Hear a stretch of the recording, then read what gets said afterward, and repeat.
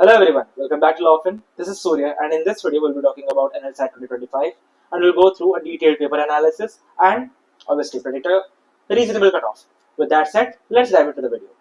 Before we get into the video and talk about how was NLSAT 2025, for all our first time viewers, let us first discuss for some time what is actually NLSAT. So law, before whatever is popularized at this moment, people used to do law in 3-year degree, 3-year LLB degrees after their obvious graduation. But after the nationalization of CLAT and the increase in popularity, people now generally what they do is they do law after 12th in these 5-year integrated BLB course, and this is also beneficial for a lot of us because you save a year and you gain on much more practical skills in those 5 years. But yes, NLSAT is the entrance exam to 3-year LLB to NLSIU Bangalore, which is the finest, one of the finest, not one of the finest, the finest law school in the entire nation. NLSIU Bangalore was established in 1986. Pardon me. Was established in 1986 and it began its LLB program in 2022. The first batch will obviously graduate in July 2025 and the batch strength is around 120. You need to understand that contrary to different 3-year LLB programs in the entire nation, studying law that with a 3-year LLB program in NLSIU comes with its added benefits. First one being the on-campus residence of NLSIU, fine college, fine environment, and fine hostels. Then the state-of-the-art library. You can go up on social media and different video streaming platforms, and you can see that how beautiful the entire campus is and how resourceful their library is. Then is the established academic rigor. NSIU is known for the academic rigor that it has, the academia, the very enriching academia that it has, and the peer group you will get. So yes, for all those reasons, if you want to do the 3-year LLB, I think NLSIU should be your first choice, and for that, the NLSAT exam should be where you start hitting on. So with that said, NLSAT is a pen and paper-based exam which is generally held in March every year, and this is open to graduates, people who have completed their graduation, or for that matter, who are in the final year of graduation. Now that we have a basic idea of what is NLSAT, let's dive deeper into the paper pattern. Before understanding the exam pattern, this here you have the front gate of NLSIU. These are the classrooms. This is the academic block, and this is the famous. If you know about NLSIU, or if you know a little about NLUs and moot court societies and all, NLSIU has its flagship moot court event known as the TIAM, and it's a very prestigious event. People of different universities fight to the extremes to get the citations. With that said, let's deep dive into the video. So the NLSAT exam is divided into two parts. The entire exam is around of 150 marks and is equally divided into two parts of 75 and 75 marks each. Let's first talk about part A. The part A of the exam is an MCQ based exam where you have to fill the correct option in the OMR sheet. It is obviously of 75 marks, equal division as I said. With that said, the part A comes up with passages and questions thereon. The questions test four of your skills: critical reasoning, reading comprehension, current affairs, and general knowledge. This year itself, when we talk about the analysis, I will repeat all this. But this year, from the 75 questions, 28 questions were from current affairs. Then there were questions from general knowledge, and yes, there were very staple types of questions that were asked in the reading comprehension and critical analysis section. With that said, only candidates who clear the Part A cutoff, Part A cutoff will be decided, and only candidates who clear the Part A cutoff will get their copies to be evaluated for Part B. Now when that is clear, we also need to understand this rule is enforced very rigorously because the entire setting is very competitive and selective. On average, the general rule is like for every 5 copies of Part A, only 1 copy is selected for evaluation in Part B. Now that we have talked so much about Part B, let's go to what is Part B in itself. Part B is also of 75 marks and it is not an MCQ based exam, rather it's a written based exam. Sorry. The 75 marks are divided in this way. There are 6 legal questions of 10 marks each, and you have to write the answers in 250 to 300 words. And there is one argumentative essay that you have to write around 500 marks, and that will fetch you 15 more marks. So yes, 60 plus 15, 75. Now that we have discussed what is the exam pattern, what is the relevance, and what is the importance of this exam, let's now move ahead to how was NLSAT 2025. And for that matter, let's start with Part A analysis only. As I said, this year there was strikingly 28 questions from current affairs and different questions from reading comprehension, general knowledge, and critical analysis too. If we talk about the past year compared to the past year papers in NLSAT 2024 papers, the general reaction to it is that the paper was comparatively a lot easier, but also adding to it, the paper was also contrastingly lengthier, being easier. And it was much more similar to the 2023 paper. If we talk about the sources of the passages, most of the passages were actually excerpts from the Hindu, the Indian Express, and various columns of different newspapers. So the students who are enrolled with us and who regularly go through the columns of these newspapers will have an added benefit because they will have their minds already synchronized with the kind of language, the kind of excerpts, the kind of columns and paragraphs that come in these kind of newspapers. And about the question types in critical analysis or reading comprehension, mostly the questions were of two categories: inference and strengthening and weakening of arguments. When talking about inference, questions were strikingly more in number, were asking you about the inference to the views of the authors or inference to the ideas embedded, and about argumentation. Similarly, you will have to infer what is the main argument of the author in the first part. Then you will have to go ahead and strengthen or weaken that argument from the options provided. So pretty much similar to what were the past year questions. But yes, students who have prepared thoroughly for this exam with us, they have said that the reading comprehension section this year was comparatively easier compared to the last year paper. Moving ahead and doing a passage-wise analysis, there was a passage of democratization and another passage of student suicide. And after going through the paper myself, according to me and according to a lot of our students too, those were the only two passages which were a bit tactical in their language. They had a little tougher structure, and the questions were less of C and more of a static general knowledge. So those two passages were a little difficult to bypass through. But apart from that, the rest of the passages were very easily read through. You could lucidly read through them and decipher what is the main argument, what is the idea, what is the main topic, and everything.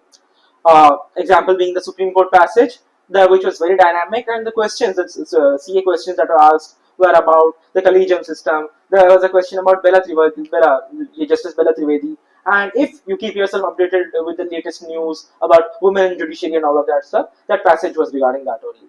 Talking about women, the next question, or in any order of the set, but I found it next only. There was this question on Pakistan, biryani, and women. This question was jumbled with themes like culinary cuisines and women empowerment and all of that stuff.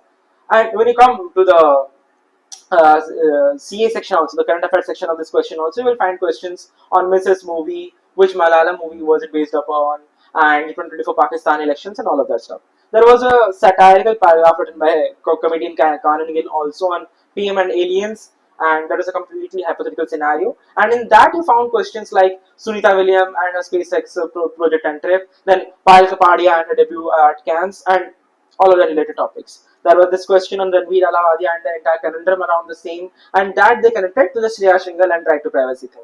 So therein you were asked current affair questions about parliamentary committees, who are heading specific parliamentary committees, and specific provisions from the IT Acts or something like that.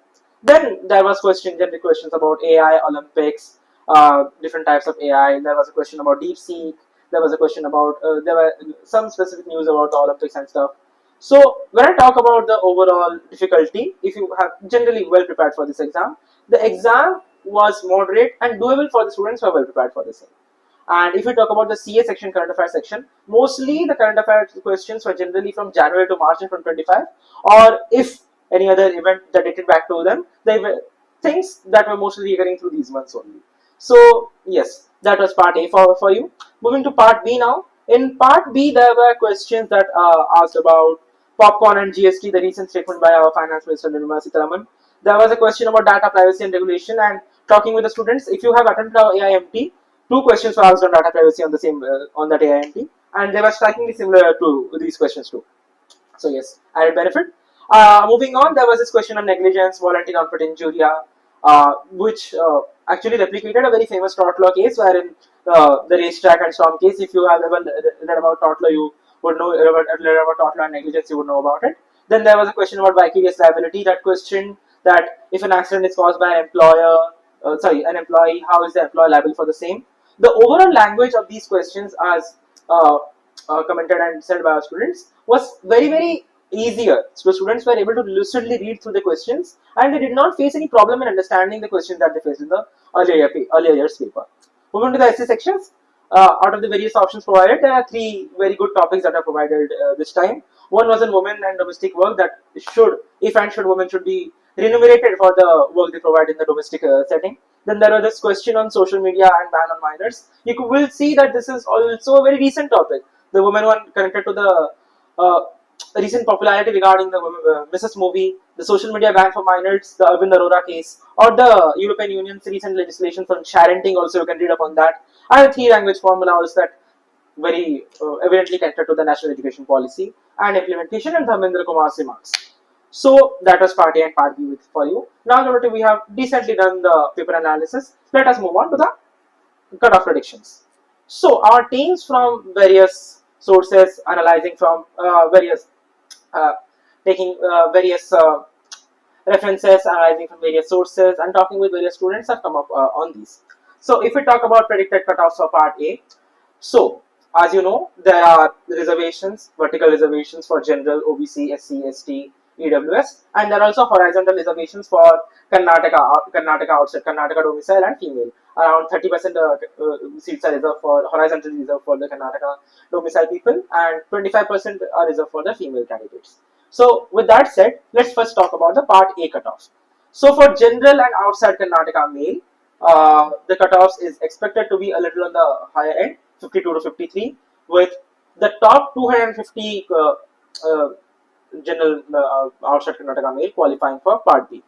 For general outside Karnataka female, the cutoff should be around 51, and the top 300 to 320 females should be qualifying, outside Karnataka females should be qualifying for the same. For general Karnataka male candidates, the cutoff is likely to be similar, around 50 to 50.5. The reason you would see that there is not much difference between the male general outside Karnataka male and general outside Karnataka female, the reason being mostly what happens is there is a larger turning out of female candidates appearing for this exam than male candidates. Moving ahead, for general Karnataka female candidates, the cutoff is expected around 49 to 49.5, with the top 100 of them qualifying. For EWS, all India candidates, the cutoff is around 47, top 60 will be qualifying. For OBC non-creamier, 45 to 46, top 150 are expected to qualify. For SC candidates, the cutoff is around 39 to 43, and ST the same, 39 to 43, and respectively top 90 and top 50 will be qualified. If we move to the part B cutoffs, are for outside Karnataka general male or female both, it is around 40 to 41, and if you add it to the 50 to 53 and the 51, you will get the overall total number of marks and ranks thereon that you will be getting. For Karnataka general male and female, it is expected to be around 38 to 39. For EWS students, it is 37 to 38. For OBC non-creamier, it is expected around 37, SC around 29 marks, and ST around 27 marks. With that said, now that we are clear with the cutoffs and we have a decent understanding of how the paper was, two things that I would like to talk about. Two mistakes that generally people do in this exams. Number A, not preparing well with the CA section. Even after the questions were comparatively on the easier side, students that did not prepare well with the current affairs section and limited their preparation to somewhat around general knowledge faced a lot of issues here. People who are slow reading, who are comparatively slower reading capability also suffered. And yes, people who were who did not kind of practice with OMR sheets also suffered, because a lot of students have come up to us saying that they have circled the wrong circles in the OMR sheet. So the paper was obviously lengthy. So people said that while it was easy to read through the paper and understand the questions, they faced problems while completing their entire paper within 3 hours margin. So yes, Lawfren is coming with another batch for the next year paper, and you will be getting notified about it really soon. I would really suggest you to take up this batch because this exams is with time getting really competitive, and you need to have an upper edge by having access to premier resources, better lectures, and by taking part in tests that are organized on a greater level, and tests that are actually resembling to the NLSAT paper, and tests wherein your part B is also evaluated with proper explanation on where you are going wrong. So yes, that was my suggestion. This was the video discussing about NLSAT 2025, the paper analysis and the cutoff predictions. That was me, Surya, for you. This is Lawfren. Thank you for watching this video. Excuse me. Thank you for watching this video. Have a great day ahead. Are you preparing for 3-year LLB entrance exams but feeling overwhelmed and unsure where to start? Do you struggle with finding the right resources, guidance, and clarity all in one place? Tired of institutions selling just mock tests or rebranding old materials meant for other exams and charging a fortune for it? Introducing Lawfren, your one-stop solution for 3-year LLB entrance exams. Our courses are built with your needs in mind. Focused study materials, detailed video lectures by subject experts, and accessible mentorship at the best prices in the market. Lawfren, aim to be